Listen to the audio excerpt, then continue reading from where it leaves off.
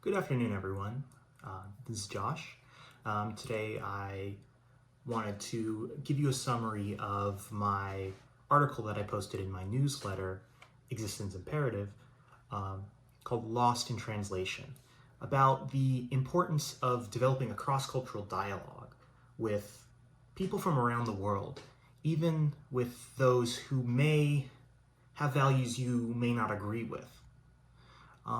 And in that, I posit that these movements can translate issues across culture in a way that develops greater solidarity amongst people from around the world.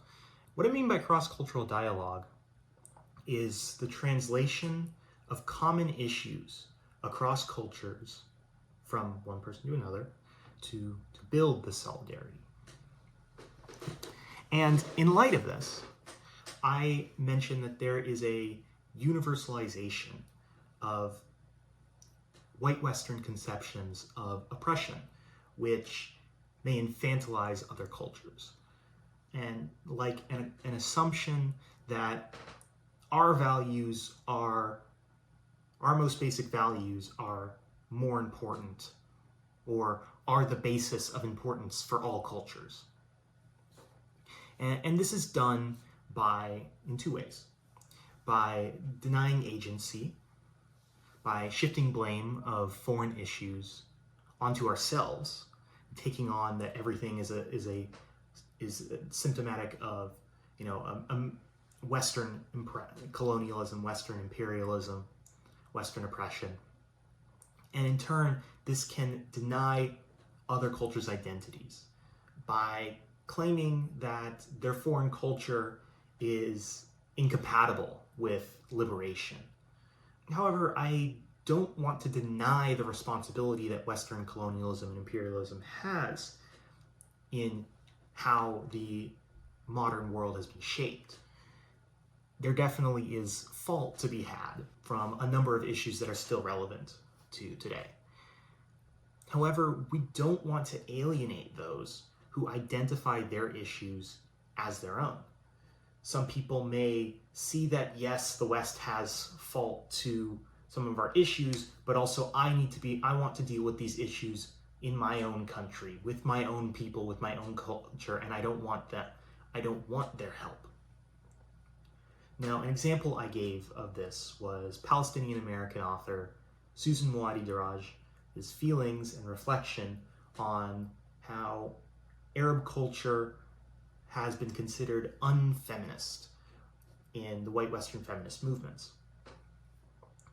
In her article that I cited, It's Not an Oxymoron, The Search for Arab Feminism, Daraj specifically notes an association between veils as objects that are objectively oppressive.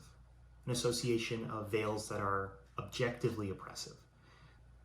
Now, veils in her culture are something that are considered sacred, and to our eyes, it may be something that appears oppressive, but to others, it's may something that is simply just a part of their cultural identity that they accept as part of their lives and are willing to grow with it.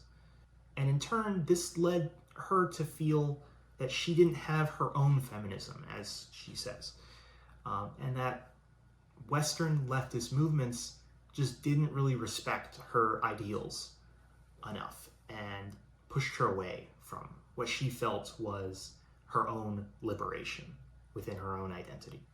Now, however, it is worth noting that maybe there are cultures or issues from around the world that are repressing people based on what we would consider our most basic standards. Now, I gave this example of Uganda, where they have and in some cases, very violent reaction to homosexuality in the country. But ultimately, what happens is that we need to be able to speak to others on shared issues, even if our identities are not perfectly aligned. Because when we have this puritanical ideology, this puritanical ideological rhetoric that we portray to the world, that you need to be wholly within all of our issues to be one of us, to speak to us. We alienate potential allies who may identify with some of our issues, but not all of our issues, even if those people identify in ways that may be fully against your identity in some cases. Ultimately, if we want to make change, we have to speak to them on their level. Not to say that we must engage in homophobia and act in violent ways, more that there are issues that all people, homophobic or not, share.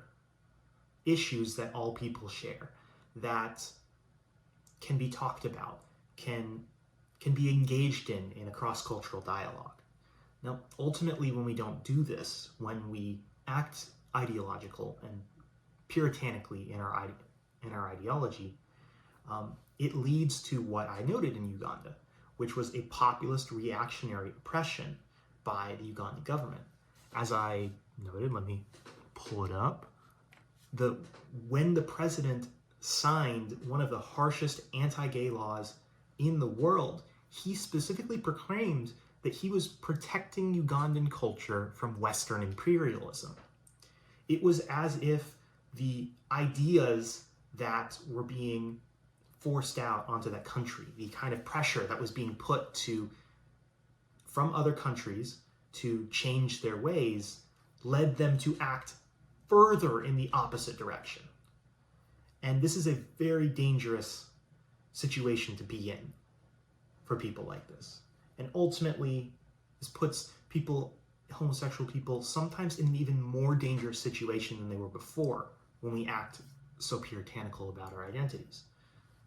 Now, ultimately, what I have to say for this is that when we develop a cross-cultural dialogue with people, when we talk to them on issues that plague both us and them, we can build a solidarity with each other. We can build a sort of trust, a sort of shared identity with people where they can now have sympathy for us, and maybe even eventually, and almost certainly, sympathy for our other issues that we see as oppression, because they identify with us as an oppressed individual as well, just like them. And so in this way, we can actually change the world. That was my article, Lost in Translation, briefly summarized. Thank you so much for watching.